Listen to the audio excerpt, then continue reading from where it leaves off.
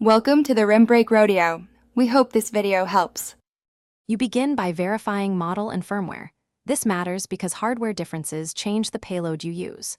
Once confirmed, back up your NAND and user data to the host PC.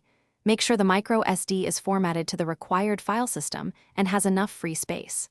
Now copy the payload, custom firmware files, and boot config to micro SD.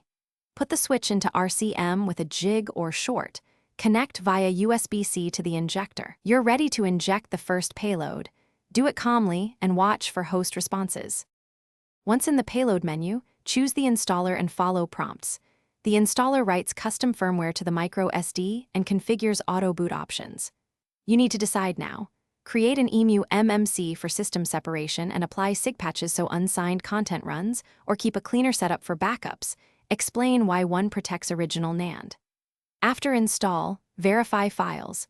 Boot config, payload, and patches are in correct folders. If the installer reports errors, recheck file versions and retry the injection sequence.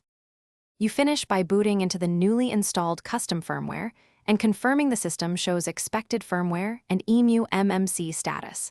Launch a simple homebrew to validate functionality. Once satisfied, make a fresh NAND backup and copy EMU MMC images to separate storage. This prevents permanent loss. If the switch won't boot into CFW, try re-injecting the payload, swap the USB cable, and reformat or recopy micro SD contents. These steps resolve most failures. Keep calm, system. Thanks for watching. Consider subscribing if we helped you.